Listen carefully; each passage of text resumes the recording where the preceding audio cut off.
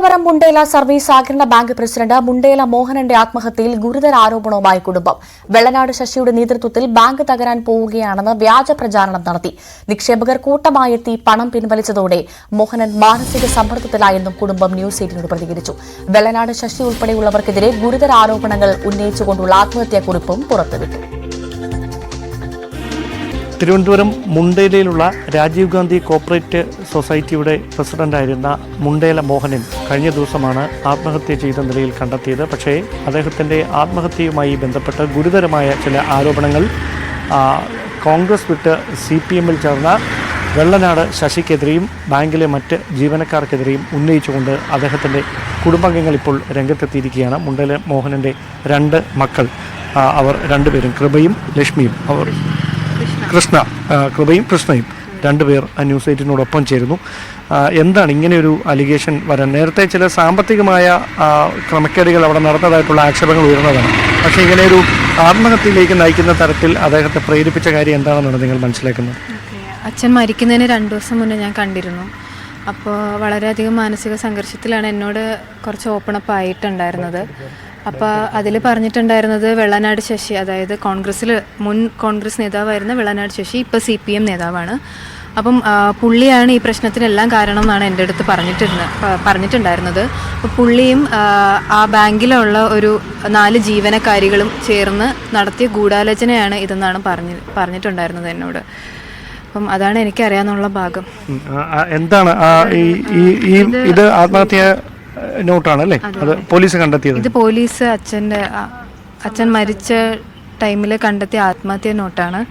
ഇതിൽ നിന്ന് ആദ്യത്തെ പ്രതിസ്ഥാനത്ത് അച്ഛൻ പറയുന്നത് വെള്ളനാട് ശശി, പിന്നെ കാട്ടാക്കട AR ബിനിൽ, പിന്നെ മഞ്ജു അക്കൗണ്ടന്റ്, അശ്വതി, മായ, അർച്ചന, ശ്രീജ, ഇവർ 6 പേരുടെ പേരാണ് അച്ഛൻ ഇത് എന്നോടും പറഞ്ഞിട്ടുണ്ടായിരുന്നു. ഇവർ തമ്മിലൊരു ഗൂഢാലോചന നടക്കുന്നുണ്ട്, അച്ഛൻ ഒത്തിരി മുന്നേക്ക് ഒത്തിരി സഹായിച്ചവരാണ് ഇവർ, എന്നിട്ട് ഇപ്പം ഇങ്ങനെ ചെയ്യാണ് എന്നുള്ള രീതിയിൽ എന്നോട് വളരെ വിഷമമായിട്ട് സംസാരിച്ചിട്ടുണ്ടായിരുന്നു. ഏതാണ്ട് ഒരു 56 കോടി രൂപയുടെ അധികം നിക്ഷേപം ഉണ്ടായിരുന്ന ഒരു സർവീസ് സഹകരണ പ്രസ്ഥാനമായിരുന്നത്.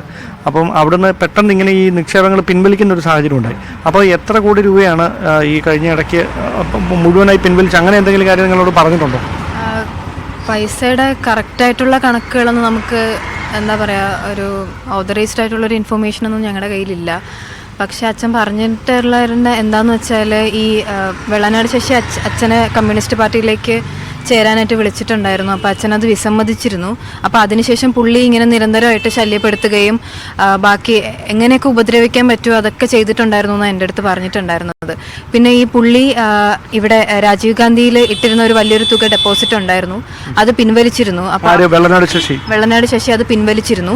അതിനുശേഷം ബാക്കി കുറച്ചെന്തോ കൊടുക്കാനുണ്ടായിരുന്നതിന് വേണ്ടിയിട്ട് എൻ്റെ വീട്ടിൽ എന്നും വരുമായിരുന്നു. എന്നും രാത്രി ഒരു സന്ധ്യ കഴിയുമ്പോഴത്തേക്കും, ഒരു ഇരുട്ടി കഴിഞ്ഞാൽ പുള്ളി എന്നും അവിടെ ഗേറ്റിൽ വന്ന് കിടന്ന് അടിക്കുകയും തിണ്ണയിൽ തോർത്ത് വിരിച്ച് കിടക്കുകയും അങ്ങനെയൊക്കെ ചെയ്തിട്ടുണ്ടായിരുന്നു പുള്ളി. അപ്പോൾ എന്തായാലും ഈ വെള്ളനാട് ശശിക്കെതിരെയും മറ്റ് ബാങ്കിലുണ്ടായിരുന്ന ജീവനക്കാർക്കെതിരെയും ഗുരുതരമായ ആക്ഷേപം ഉന്നയിച്ചുകൊണ്ടാണ് ഈ കുടുംബം രംഗത്തെത്തിയിരിക്കുന്നത്.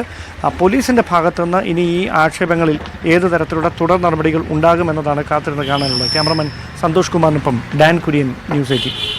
മുണ്ടേല മോഹനന്റെ കുറച്ച് വാക്കുകളുണ്ട്, നമുക്ക് അതിലേക്ക് പോവാം. കഴിഞ്ഞ 9-10 മാസമായി കുറെ വാസ്തവവിരുദ്ധമായ പ്രചരണത്തിന്റെ ഭാഗമായി വൻതോതിൽ ഞങ്ങളുടെ നിക്ഷേപം പിൻവലിക്കപ്പെടുകയുണ്ടായി. ഒരു 10 months ബിഫോർ, 10 മാസം മുമ്പ് വരെ ഞങ്ങൾക്ക് ഏകദേശം ഒരു 56 കോടി നിക്ഷേപം ഉണ്ടായിരുന്ന സംഘമാണ്. ഈ 10 മാസം കൊണ്ട് ഞങ്ങൾ 26 കോടി രൂപ തിരിച്ചു കൊടുക്കേണ്ടതുണ്ട്. അതാണ് ഞങ്ങളുടെ വിഷയം.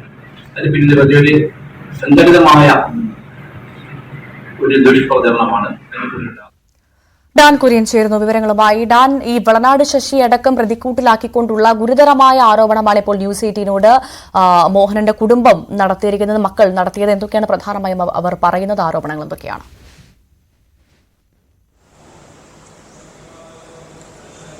മുണ്ടേല മോഹനൻ പ്രസിഡന്റായിട്ടുള്ള മുണ്ടേല രാജീവ് ഗാന്ധി കോപ്പറേറ്റീവ് സൊസൈറ്റിയുമായി ബന്ധപ്പെട്ട് സാമ്പത്തിക ക്രമക്കേടുകൾ ഉണ്ടായിട്ടുണ്ട് എന്ന ആക്ഷേപം നേരത്തെ തന്നെ ഉയരുകയും ഇതുമായി ബന്ധപ്പെട്ട് സഹകരണ വകുപ്പ് രജിസ്ട്രാറുടെ നേതൃത്വത്തിൽ ഇത് സംബന്ധിച്ച വിശദമായ അന്വേഷണം നടന്നുകൊണ്ടിരിക്കുകയും ചെയ്യുന്നതിനിടയിലാണ് കഴിഞ്ഞ ദിവസം മുണ്ടേല മോഹനനെ ആത്മഹത്യ ചെയ്ത നിലയിൽ അദ്ദേഹത്തിന്റെ റിസോർട്ടിൽ കണ്ടെത്തിയത്.